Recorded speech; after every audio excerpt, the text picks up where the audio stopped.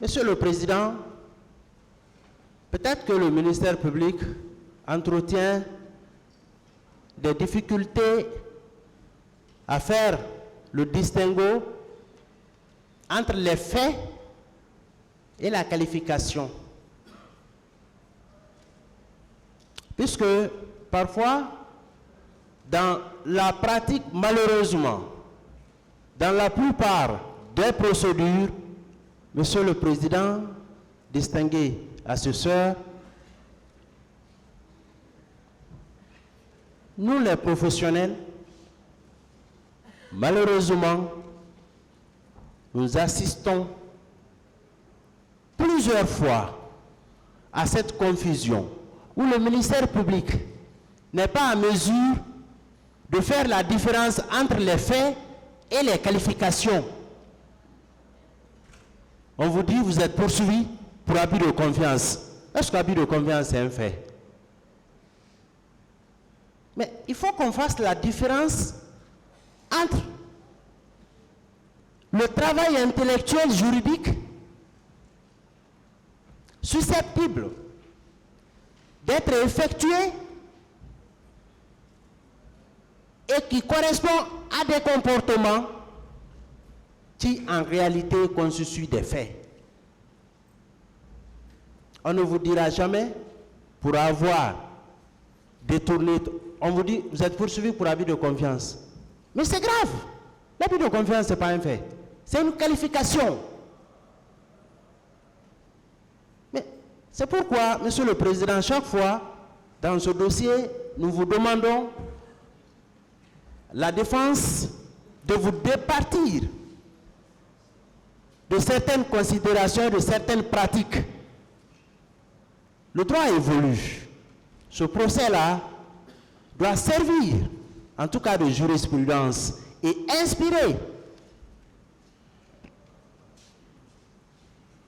les futurs magistrats qui sont aujourd'hui des auditeurs de justice, des étudiants de droit.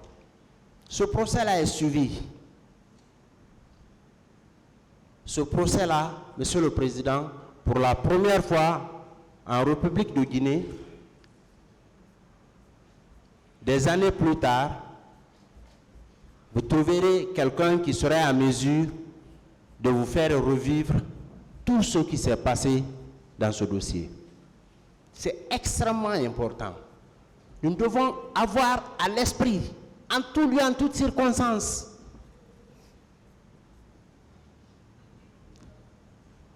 Monsieur le Président, moi je n'interviendrai plus sur les techniques d'acrobates du parquet qui consistaient à considérer les articles, les dispositions des articles 208, 295 du nouveau code comme étant des dispositions plus douces. Mais Monsieur le Président, lorsque vous prenez la douceur ou la sévérité d'une peine, ne s'analyse pas seulement sous l'angle de la peine principale. Il y a des catégories de peines. Lorsque c'est la même peine principale, une peine complémentaire, lorsqu'elle est plus sévère qu'une autre peine, la disposition ayant prévu la peine complémentaire sévère est considérée comme la disposition la plus sévère. Mais les représentants du ministère public sont des grands techniciens de la procédure, mais parfois les faits sont têtus. C'est vrai, vous êtes en difficulté, mais il n'y a pas d'échappatoire. Vous ne pouvez pas être sauvé. C'est impossible juridiquement.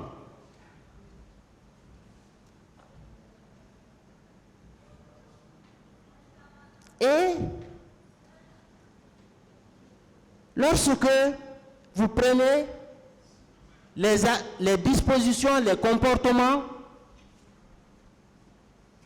aujourd'hui qualifiés de crimes contre l'humanité, quand vous prenez les dispositions, les peines, Monsieur le Président, il ne faudrait pas oublier cet aspect est essentiel. C'est la clé de voûte dans cette affaire. Elle a été développée par Maître Lansina Sylla. La durée de la période de sûreté, 30 ans, Monsieur le Président. Mais c'est prévu par les articles 114 et suivants.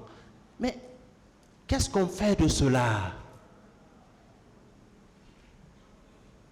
Mais il ne faut pas voir seulement un alinéa ou une peine principale. Poursuivez un peu l'analyse jusqu'aux peines accessoires. Ça vous permettra, Monsieur le Président, de savoir entre les deux dispositions quelles sont les dispositions les plus sévères. Mais si on prend seulement la période de 30 ans, alors que l'autre là, qui était puni par la peine de mort. Mais, Monsieur le Président, la peine de mort, il y a ce qu'on appelle, ces dispositions-là étaient tombées en désuétude, vous le savez. Ce n'est pas le premier procès criminel, là. Nous avons suivi à bas âge. La toute dernière peine de mort.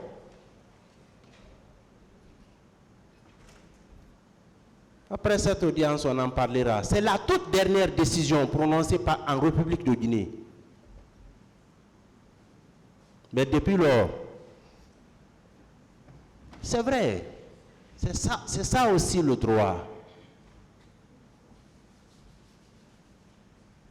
Puisque, Monsieur le Président, vous savez mieux que moi que la peine